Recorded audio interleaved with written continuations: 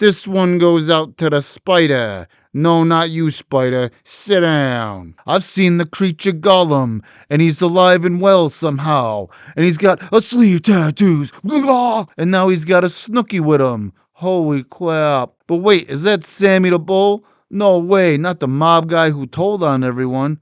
Yeah, I know that really narrows it down. America has a gross fascination with the mafia, and nowadays you can really feed that obsession by way of the internet and its endless trail to stupidity. Today I thought I'd dismantle these losers and show everybody just how the mob ain't so cool, brah. If you want to learn more about the mafia, cause you haven't heard enough BS already, then you're in luck, cause many of the surviving mobsters have social media accounts where you can love them and praise them and even give them money, out of respect, of course, and you can bet your balls that they're telling the truth about everything they say, cause they don't lie or cheat or steal or traffic drugs or extort legitimate business owners or do murders. Just ask this creature. He claims he spent an entire weekend banging Marilyn Monroe. Good thing no one's around anymore to prove you wrong. By the way, that makes us Eskimo bras, brah. What's worse than former mobsters reaching for a spotlight are the big name channels giving them a platform to speak. Like, wow, dude, you are so edgy and cool. You interview these 300-year-old criminals and their brand new sleeve tattoos. Yes, let's keep feeding their egos and lining their pockets. And as a matter of fact,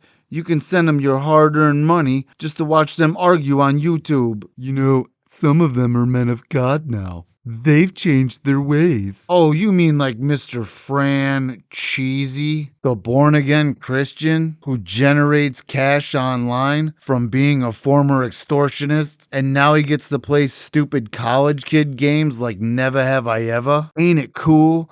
I wonder if he's ever killed anyone. Looks like a man of God to me. And speaking of mob hits, this douche wants to have himself a little mob hit record. Apparently, he's gonna shamelessly list all of the hits him and his boyfriends have done over the years. Because the world should know destrucity. It reminds me of all this serial killer garbage they keep shelling out on these streaming services. I wonder if any of the victims' families or friends ever have to see this trash. Like, imagine coming home from a hard day's work, kicking your feet up to relax, only to be reminded once again of the brutal slaying of one of your loved ones.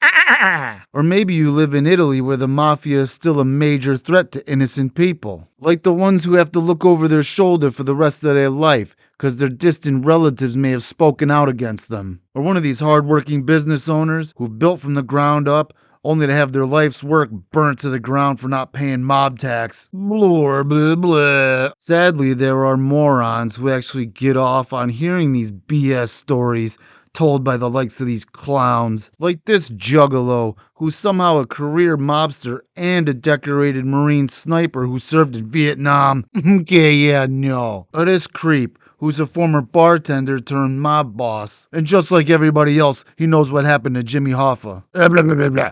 And if you're thinking I should be afraid of these cretins, it's not 1970. It looks like the right gust of wind would send them airborne over the Palisades Parkway. Much of this retarded fascination with the mafia comes from American movies, and they're all made by talented, creative people with a good moral compass. Take The Sopranos, for instance, which is a perfect example of the real American mafia. If you're a total moron, you can spend hours watching Tony Soprano eating and yelling and eating and eating. Actually, maybe this does represent America quite well. Or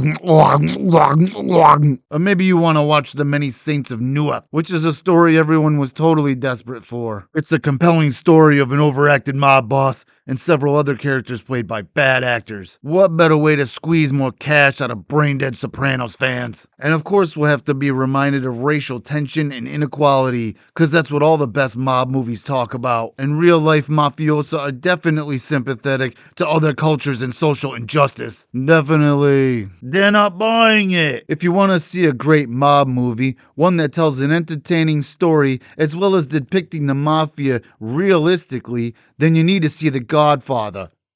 3, starring Al, Dunkin' Donuts Pacino, and Andy, Free Alien Garcia. You remember Andy Garcia? He's the guy that suggested Alien Gonzalez would guide us through this difficult time. If we just ask the boy what he wants, then we'll be able to live with whatever decision comes about. Wow, that was really profound. Leave it to a celebrity to learn us all about politics and immigration. As long as we keep worshiping these scumbags, then we'll always fail to contemplate the destruction they've caused, the businesses they've corrupted, and the innocent lives they've ruined. Just keep sending them money, watching their lame videos, and letting them tell their BS stories. And isn't it convenient that no one's alive anymore to verify this crap, or to challenge them, or to keep them quiet like they did in the old days? Yes! Finally, they can live their lives absent of consequences. By the way, who's your favorite gangster? Mine's the Hamburglar.